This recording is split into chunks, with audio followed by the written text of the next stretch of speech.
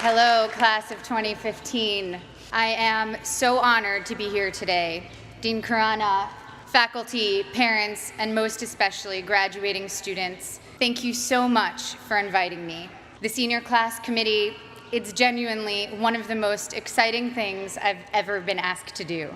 I have to admit, primarily because I can't deny it, as it was leaked in the WikiLeaks release of the Sony hack, that when I was invited, I replied, and I directly quote my own email, "Wow, this is so nice. I'm gonna need some funny ghostwriters. Any ideas?" This initial response, now blessedly public, was from the knowledge that at my class day, we were lucky enough to have Will Ferrell as class day speaker, and that many of us, hungover or even freshly high, mainly wanted to laugh. So I have to admit that today, even 12 years after graduation, I'm still insecure about my own worthiness. I have to remind myself today, you are here for a reason. Today, I feel much like I did when I came to Harvard Yard as a freshman in 1999, when you guys were, to my continued shock and horror, still in kindergarten. I felt like there had been some mistake, that I wasn't smart enough to be in this company, and that every time I opened my mouth, I would have to prove I wasn't just a dumb actress.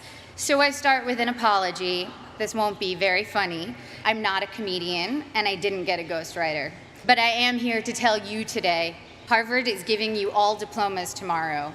You are here for a reason. Sometimes your insecurities and your inexperience may lead you to embrace other people's expectations, standards, or values. But you can harness that inexperience to carve out your own path, one that is free of the burden of knowing how things are supposed to be, a path that is defined by its own particular set of reasons. The other day, I went to an amusement park with my soon-to-be 4-year-old son, and I watched him play arcade games. He was incredibly focused, throwing his ball at the target. Jewish mother that I am, I skipped 20 steps and was already imagining him as a major league player with what his aim and his arm and his concentration. But then I realized that when he won, he was playing to trade in his tickets for the crappy plastic toys. The prize was much more exciting than the game to get it.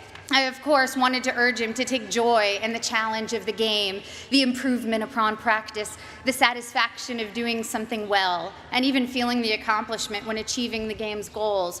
But all of these aspects were shaded by the little 10-cent plastic men with sticky, stretchy blue arms that adhere to the walls. That was the prize. In a child's nature, we see many of our own innate tendencies. I saw myself in him, and perhaps you do too. Prizes serve as false idols everywhere. Prestige, wealth, fame, power. You will be exposed to many of these, if not all. Of course, part of why I was invited to come speak today, beyond my being a proud alum, is that I've accrued some very coveted toys in my life, including a not-so-plastic, not-so-crappy one, an Oscar. So we bump up against a common trope, I think, of the commencement address, people who have achieved a lot telling you that the fruits of achievement are not always to be trusted. But I think that contradiction can be reconciled and is in fact instructive. Achievement is wonderful when you know why you're doing it, and when you don't know, it can be a terrible trap. I went to a public high school on Long Island, Syosset High School. Ooh, hello, Syosset. The girls I went to school with had Prada bags and flat-ironed hair, and they spoke with an accent I, who had moved there at age 9 from Connecticut, mimicked to fit in. Florida oranges, chocolate cherries. Since I'm ancient and the internet was just starting when I was in high school, people didn't really pay that much attention to the fact that I was an actress. I was known mainly at school for having a backpack bigger than I was and always having whiteout on my hands, as I hated seeing anything crossed out in my notebooks. I was voted for my senior yearbook most likely to be a contestant on Jeopardy, or code for nerdiest. When I got to Harvard, just after the release of Star Wars Episode 1, I knew I would be starting over in terms of how people viewed me. I feared people would assume I had gotten in just for being famous, and that they would think I was not worthy of the intellectual rigor here. And they would not have been far from the truth. When I came here, I had never written a 10-page paper before. I'm not even sure I'd written a 5-page paper. I was alarmed and intimidated by the calm eyes of fellow students who came here from Dalton or Exeter, who thought that compared to high school, the workload here was easy. I was completely overwhelmed and thought that reading 1,000 pages a week was unimaginable, that writing a 50-page thesis was just something I could never do. I had no idea how to declare my intentions. I couldn't even articulate them to myself. I had been acting since I was 11, but I thought acting was too frivolous and certainly not meaningful. I came from a family of academics and was very concerned with being taken seriously. In contrast to my inability to declare myself, on my first day of orientation freshman year, 5 separate students introduced themselves to me by saying, "I'm going to be president. Remember I told you that." Their names, for the record, were Bernie Sanders, Mark Rubio, Ted Cruz, Barack Obama, and Hillary Clinton. In all seriousness, I believed every one of them. Their bearing and self-confidence alone seemed proof of their prophecy, where I couldn't shake my self-doubt. I got in only because I was famous. This was how others saw me. It was how I saw myself. Driven by these insecurities, I decided that I was going to find something to do at Harvard that was serious and meaningful, that would change the world and make it a better place. At the age of 18, I had already been acting for 7 years and assumed I'd find a more serious and profound path in college. So freshman fall, I decided to take neurobiology and advanced modern Hebrew literature because I was serious and intellectual.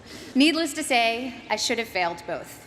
Ease for your information, and to this day, every Sunday, I burn a small effigy to the pagan gods of great inflation. But as I was fighting my way through Aleph Bet Yehoshua in Hebrew and the different mechanisms of neural response, I saw friends around me writing papers on sailing and pop culture magazines, and professors teaching classes on fairy tales and the Matrix. I realized that seriousness for seriousness' sake was its own kind of trophy, and a dubious one, a pose I sought to counter some half-imagined argument about who I was. There was a reason I was an actor. I love what I do. And I saw from my peers and my mentors that that was not only an acceptable reason, it was the best reason. When I got to my graduation, sitting where you sit today, after 4 years of trying to get excited about something else, I admitted to myself that I couldn't wait to go back and make more films. I wanted to tell stories, to imagine the lives of others, and help others do the same. I had found, or perhaps reclaimed, my reason. You have a prize now, or at least you will tomorrow. The prize is a Harvard degree in your hand. But what is your reason behind it? My Harvard degree represents for me the curiosity and invention that were encouraged here, the friendships I've sustained, the way Professor Graham told me not to describe the way light hit a flower, but rather the shadow that the flower cast, the way Professor Scarry talked about theater as a transformative religious force, how Professor Coslin showed how much of our visual cortex is activated just by imagining. Now, granted, these things don't necessarily help me answer the most common questions I'm asked. What designer are you wearing? What's your fitness regime? Any makeup tips? But I have never since been embarrassed to myself ask what I might previously have thought was a stupid question. My Harvard degree and other awards are emblems of the experiences which led me to them. The wood-paneled lecture halls, the colorful fall leaves, the hot vanilla at Toscanini's, reading great novels in overstuffed library chairs, running through dining halls screaming, "Ooh, ah, city step, city step, city step, city step." Woo! It's easy now to romanticize my time here, but I had some very difficult times here too. Some combination of being 19, dealing with my first heartbreak, taking birth control pills that have since been taken off the market for their depressive side effects, and spending too much time missing daylight during winter months led me to some pretty dark moments, particularly during sophomore year. There were several occasions I started crying in meetings with professors, overwhelmed with what I was supposed to pull off when I could barely get myself out of bed in the morning. Moments when I took on the motto for my schoolwork, done, not good. If only I could finish my work, even if it took eating a jumbo pack of Sour Patch Kids to get me through a single 10-page paper. I felt that I had accomplished a great feat. I'd repeat to myself, done, not good. A couple of years ago, I went to Tokyo with my husband, and I ate at the most remarkable sushi restaurant. I don't even eat fish, I'm vegan, so that tells you how good it was. Even with just vegetables, this sushi was the stuff you dream about. The restaurant had 6 seats. My husband and I marveled at how anyone could make rice so superior to all other rice. We wondered why they didn't make a bigger restaurant and be the most popular place in town. Our local friends explained to us that all the best restaurants in Tokyo are that small and do only one type of dish, sushi or tempura or teriyaki, because they want to do that thing well and beautifully. And it's not about quantity, it's about taking pleasure in the perfection and beauty of the particular. I'm still learning now that it's about good and maybe never done, that the joy and work ethic and virtuosity we bring to the particular can impart a singular type of enjoyment to those we give to, and of course to ourselves. In my professional life, it also took me time to find my own reasons for doing my work. The first film I was in came out in 1994. Again, appallingly, the year most of you were born. I was 13 years old upon the film's release, and I can still quote what the New York Times said about me verbatim. Ms. Portman poses better than she acts. The film had a universally tepid critical response and went on to bomb commercially. That film was called The Professional, or Leon in Europe. And today, 20 years and 35 films later, it is still the film people approach me about the most to tell me how much they loved it, how much it moved them, how it's their favorite movie. I feel lucky that my first experience releasing a film was initially such a disaster by all standard measures. I learned early that my meaning had to be from the experience of making the film and the possibility of connecting with individuals rather than the foremost trophies of my industry, financial and critical success. And also that those initial reactions could be false predictors of your work's ultimate legacy. I started choosing only jobs I was passionate about and from which I knew I could glean meaningful experiences. This thoroughly confused everyone around me, agents, producers, and audiences alike. I made Goya's Ghosts, a foreign independent film, and studied art history, visiting the Prado every day for 4 months as I read about Goya and the Spanish Inquisition. I made V for Vendetta, a studio action movie for which I learned everything I could about freedom fighters who in other eyes might be called terrorists, from Menachem Begin to the Weather Underground. I made Your Highness, a pothead comedy with Danny McBride, and laughed for 3 months straight. I was able to own my meaning and not have it be determined by box office receipts or prestige. By the time I got to making Black Swan, the experience was entirely my own. I felt immune to the worst things anyone could say or write about me, and to whether an audience felt like going to see my movie or not. It was instructive for me to see that for ballet dancers, once your technique gets to a certain level, the only thing that separates you from others is your quirks, or even flaws. One ballerina was famous for how she turned slightly off balance. You can never be the best technically. Someone will always have a higher jump or a more beautiful line. The only thing you can be the best at is developing your own self. Authoring your own experience was very much what Black Swan itself was about. I worked with Darren Aronofsky, the film's director, to change my last line in the movie to, "It was perfect," because my character, Nina, is only artistically successful when she finds perfection and pleasure for herself, not when she's trying to be perfect in the eyes of others. So when Black Swan was successful financially and I began receiving accolades, I felt honored and grateful to have connected with people, but the true core of my meaning I had already established, and I needed it to be independent of people's reactions to me. People told me that Black Swan was an artistic risk, a scary challenge to try to portray a professional ballet dancer, but it didn't feel like courage or daring that drew me to it. I was so oblivious to my own limits that I did things I was woefully unprepared to do. And so the very inexperience that in college had made me feel insecure and made me want to play by others' rules now was making me actually take risks I didn't even realize were risks. When Darren asked me if I could do ballet, I told him that I was basically a ballerina, which, by the way, I wholeheartedly believed. When it quickly became clear in preparing for the film that I was maybe 15 years away from being a ballerina, it made me work a million times harder, and of course, the magic of cinema and body doubles helped the final effect. But the point is, if I had known my own limitations, I never would have taken the risk. And the risk led to one of my greatest artistic and personal experiences, in that I not only felt completely free, I also met my husband during filming. Similarly, I just directed my first film, A Tale of Love and Darkness, and was quite blind to the challenges ahead of me. The film is a period film, completely in Hebrew, in which I also act, with an 8-year-old child as a co-star. All of these are challenges I should have been terrified of, as I was completely unprepared for them. But my complete ignorance as to my own limitations looked like confidence and got me into the director's chair. Once there, I had to figure it all out, and my belief that I could handle these things, contrary to all evidence of my ability to do so, was half the battle. The other half was very hard work. The experience was the deepest and most meaningful one of my career. Now, clearly, I'm not urging you to go perform heart surgery without the knowledge to do so. Making movies, admittedly, has less drastic consequences than most professions and allows for a lot of effects that make up for mistakes. The thing I'm saying is, make use of the fact that you don't doubt yourself too much right now. As we get older, we get more realistic, and that includes about our own abilities or lack there. And that realism does us no favors.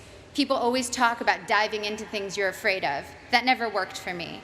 If I'm afraid, I run away, and I would probably urge my child to do the same. Fear protects us in many ways. What has served me is diving into my own obliviousness, being more confident than I should be, which everyone tends to decry in American kids, and those of us who have been grade inflated and ego inflated. Well, it can be a good thing if it makes you try things you never might have tried. Your inexperience is an asset and will allow you to think in original, unconventional ways. Accept your lack of knowledge and use it as your asset. I know a famous violinist who told me that he can't compose because he knows too many pieces, so when he starts thinking of a note, an existing piece immediately comes to mind. Just starting out, one of your biggest strengths is not knowing how things are supposed to be. You can compose freely because your mind isn't cluttered with too many pieces, and you don't take for granted the way things are. The only way you know how to do things is your own way. You here will all go on to achieve great things. There is no doubt about that. Each time you set out to do something new, your inexperience can either lead you down a path where you will conform to someone else's values, or you can forge your own path, even if you don't realize that's what you're doing. If your reasons are your own, your path, even if it's a strange and clumsy path, will be wholly yours, and you will control the rewards of what you do by making your internal life fulfilling. At the risk of sounding like a Miss America contestant, the most fulfilling things I've experienced have truly been the human interactions, spending time with women in village banks in Mexico with Finca, a microfinance organization, meeting young women who were the first and only in their communities to attend secondary school in rural Kenya with Free the Children, a group that builds sustainable schools in developing countries, trekking with guerrilla conservationists in Rwanda. It's a cliche because it's true, that helping others ends up helping you more than anyone. Getting out of your own concerns and caring about someone else's life for a while reminds you that you are not the center of the universe, and that in the ways we are generous or not, we can change the course of someone's life. Even at work, the small feats of kindness crew members, directors, fellow actors have shown me have had the most lasting impact. And of course, first and foremost, the center of my world is the love I share with my family and friends. I wish for you that your friends will be with you through it all, as my friends from Harvard have been together since we graduated. My friends from school are still very close. We have nursed each other through heartaches and danced at each other's weddings. We've held each other at funerals and rocked each other's new babies. We've worked together on projects, helped each other get jobs, and thrown parties for when we've quit bad ones. And now our children are creating a second generation of friendship as we look at them toddling together, haggard and disheveled working parents that we are. Grab the good people around you, don't let them go. The biggest asset this school offers you is a group of peers that will be both your family and your school for life. I remember always being pissed at the spring here in Cambridge, tricking us into remembering a sunny yard full of laughing frisbee throwers after 8 months of dark, frigid library dwelling. It was like the school had managed to turn on the good weather as a last memory we should keep in mind that would make us want to come back. But as I get farther away from my years here, I know that the power of this school is much deeper than weather control. It changed the very questions I was asking. To quote one of my favorite thinkers, Abraham Joshua Heschel, to be or not to be is not the question. The vital question is how to be and how not to be. Thank you. I can't wait to see how you do all the beautiful things you will do.